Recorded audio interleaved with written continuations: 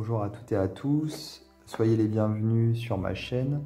Alors aujourd'hui je vous retrouve pour une nouvelle présentation et cette fois je vais vous parler du jeu Buddha Wisdom Shakti Power qui a été créé et illustré par Laura Santi. Alors c'est un jeu qui est paru en 2018 chez US Games Systems, c'est un éditeur américain. La boîte est super jolie comme vous pouvez le voir, elle est dorée sur les côtés, voilà. Alors la particularité de ce jeu, c'est que l'artiste a dessiné toutes les cartes dans le style ancien, asiatique en fait, traditionnel, voilà, c'est ça que je voulais dire. Ça s'appelle le Thangka, Thangka. Je ne sais pas trop si on le prononce comme ça, mais bon, c'est le style traditionnel. Et donc ce jeu est vraiment dédié aux dieux, aux déesses et aux démons du panthéon bouddhiste et hindou. Alors moi, je ne suis pas forcément très au courant justement de cette tradition. Les dieux, je ne les connais pas. J'ai beaucoup aimé, j'aime beaucoup toujours d'ailleurs ce jeu, déjà parce qu'il est très beau et en plus parce que j'en apprends tous les jours à chaque fois que je l'utilise sur les divinités hindouistes et bouddhistes. Alors, on a le livret ici avec tout d'abord une petite introduction, la table des matières, comment utiliser le jeu. Donc on peut soit faire un tirage classique en cachant les cartes, c'est-à-dire en ne voyant pas les illustrations, on choisit au hasard, ou alors elle propose également de regarder les illustrations et de les choisir, choisir les cartes en fonction de son intuition, ce que l'illustration dégage. Et ensuite nous avons donc les significations des cartes, avec à chaque fois le nom de la divinité. Ça peut être un dieu, une déesse, ça peut être un démon. Ici, ce sont les chakras, donc c'est rien de tout ça, mais voilà, ça a toujours un rapport avec l'hindouisme ou le bouddhisme. Et ce qui est intéressant, c'est que sur la carte, on nous explique qui est le dieu ou la déesse. On nous explique également pourquoi cette déesse ou ce dieu a été choisi pour la carte. Vraiment, c'est intéressant et comme je disais, pour les personnes comme moi qui s'y connaissent pas trop, du coup, on apprend des choses. Ce jeu est une mine d'informations. Moi, j'aime bien. J'aime vraiment, vraiment beaucoup. Les cartes sont très très belles. Elles sont mates, donc ça, c'est sympa. Elles sont quand même assez grandes, comme vous pouvez le voir.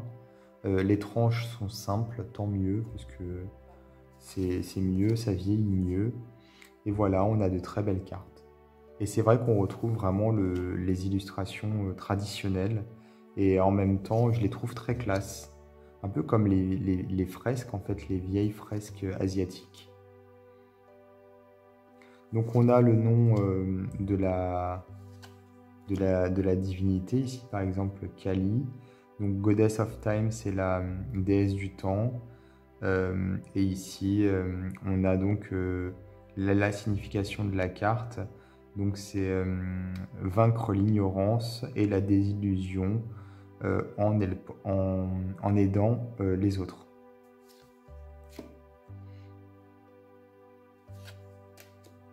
Donc moi je les connais vraiment pas les... Bon, à part bien sûr Kali par exemple ou Ganesh. Mais la plupart je les connais pas. Et je les trouve très belles. Très poétiques pour certaines, comme celle-ci.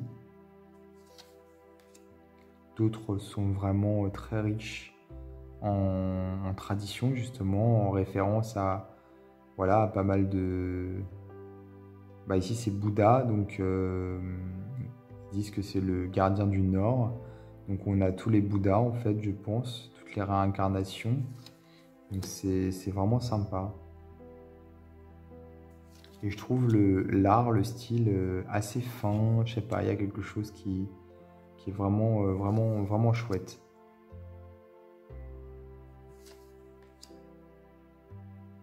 Bon, bien sûr, il est en anglais, il n'est pas sorti en français, malheureusement.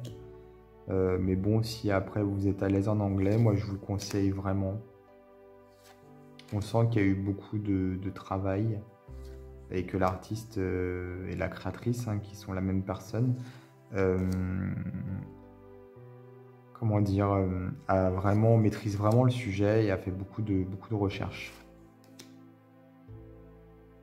Parce que c'est très documenté.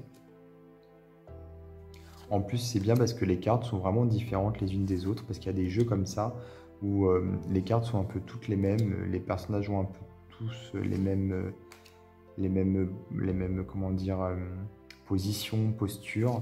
Et ici, il y a quand même pas mal de cartes différentes, je trouve.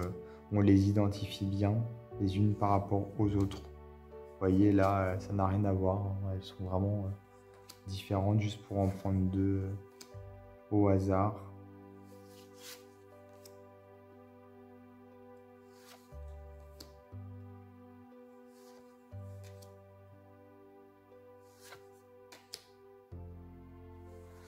Bon, à part les dernières, parce que ce sont les Dakini, donc on a toujours un peu les mêmes avec des couleurs différentes et avec des petits détails différents également. Voilà, les cartes ont été redessinées vraiment.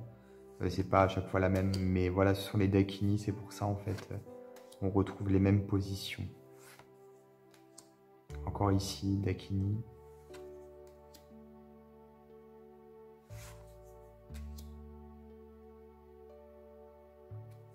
Donc le dos, le voici.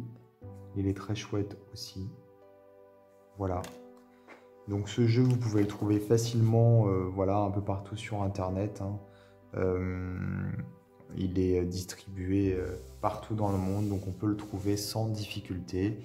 Moi, j'aime beaucoup. Et c'est en plus d'être un jeu de développement personnel, c'est aussi un jeu qui me permet d'en apprendre sur la culture bouddhiste et hindoue.